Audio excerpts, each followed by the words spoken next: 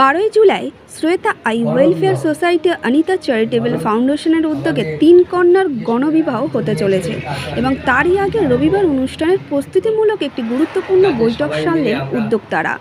এই মহত্বপূর্ণ কাজের উদ্যোগে যারা রয়েছেন তারা হলেন দীপক যাদব, অমিত মুখার্জি, গোপাল, প্রবীর দাস, শম্পা দেবনাথ, চন্দন ব্যানার্জি, মধু চৌধুরী সহ আরও অনেকে।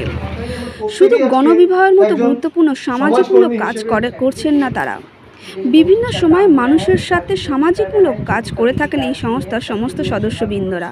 তাদের এই কাজকে সাধুবাদ জানিয়েছেন সাধারণ মানুষ। তবে এই গণবিবাহ সফল করতে জোর কদমে চলছে তাদের প্রস্তুতি, খামতি রাখতে চাইছেন না উদ্যোক্তারা। তারা বললেন, ইতিমধ্যেই আমরা এটার প্রচার শুরু করেছি, ফান্ডিংয়েরও ব্যবস্থা করছি যাতে অসুবিধা না হয়। তবে এই অনুষ্ঠানে উপস্থিত থাকবেন বিশিষ্ট গুরুত্বপূর্ণ মানুষজনেরা। হ্যাঁ, 12ই জুলাই যে আমাদের গণবিবাহ আছে,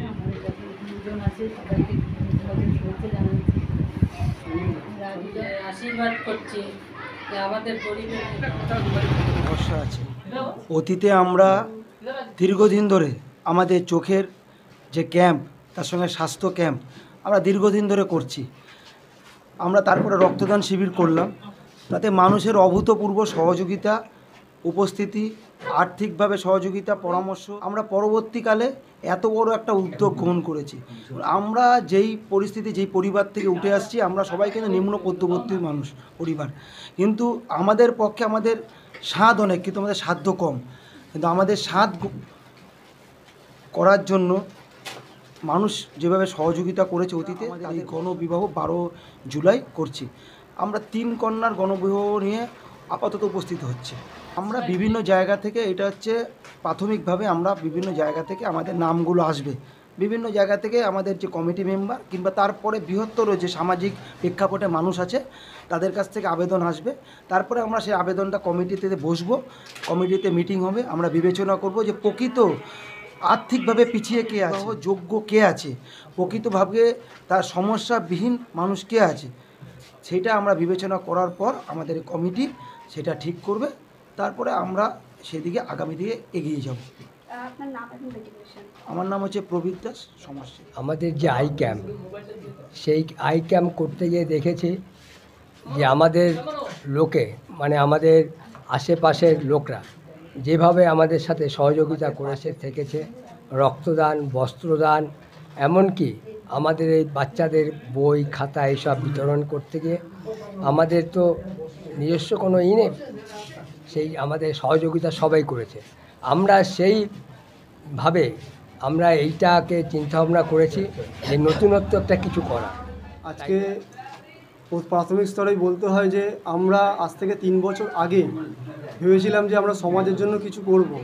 তো সেই কথা মাথায় রেখে আমরা একের পর এক কর্মসূচি, হয়তো আজকে বিভিন্ন সংবাদ মাধ্যম আছে, যাই হোক, তো সেক্ষেত্রে আমরা বলতে পারি আমরা এখানে বিভিন্ন রকম চোখের ক্যাম্প করে রেখেছি, শীতবস্ত্র প্রদান, তো এগুলো করেছি, অনেকেই জানে। আমরা এই যে আগামী দিনে যে নতুন কর্মসূচি নিতে চলেছি, অর্থাৎ গণবিবাহ, 3 কন্যা বিবাহ দিয়ে আমরা স্টার্ট করব। 12ই জুলাই তার শুরুটা হবে। তো সেই হিসেবে এটা একটা নতুনত্ব।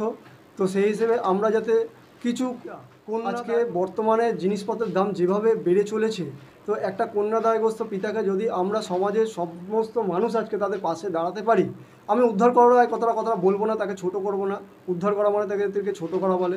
সমাজের একজন প্রকৃত একজন মানবিক মুখ হিসেবে আমরা সেইভাবে সেই পিছিয়ে পড়া মানুষের, সেই কন্যাদায়গ্রস্ত পিতার পাশে আমরা প্রত্যেকেই এই শ্রেতা আই ওয়েলফেয়ার সোসাইটির পক্ষ থেকে আমরা দাঁড়াচ্ছি। খুব কঠিন, তবে কঠিন থাকবে না, কারণ আমরা যদি একত্রভাবে কাজ করি, একা একা ভাবতে গেলে বোধহয় খুবই কঠিন কাজও সহজ হয়ে যায়, এবং আশা করি সেটাই হবে, মানুষের সহযোগিতা পাবো, এটাই আমরা আশা করি। কমল, এই মহতী অনুষ্ঠানে আমরা পানিহাটির সমস্ত বিভিন্ন, আমরা একটা কথায় আছে, সকলের তরে সকলে আমরা, প্রত্যেকে আমরা পরের তরে। একটা বিখ্যাত কবি, সমাজে যদি আমরা অসহায় প্রকৃত দিন দরিদ্র দুঃখীদের পাশে, তার প্রকৃত দিন দরিদ্র দুঃখী বাবা মাদের পাশে যদি আমরা না দাঁড়াতে পারি, তাহলে আমরা মানুষ হলাম কি করে? তাই মানুষ হয়ে যদি মানুষের কর্তব্য মানুষের পাশে যদি না দাঁড়াই, তাহলে আমাদের সেই কারণে পুরো পানিহাটির প্রথম পদক্ষেপ আমাদের পানিহাটি এই কাজ করার পরে আমি মনে করি অনেকটাই সাফল্য, যাতে সাফল্য লাভ হয় তার জন্য আমি রাজুদাকে অনেক অনেক ধন্যবাদ জানাই। আর আমি চাইবো যাতে খুব সুন্দরভাবে রাজুদা এগিয়ে যাক, তার সাথে আমরাও এই গণবিবাহেতে আছি। কি নাম আপনার? আমার নাম শিপ্রা রাউত।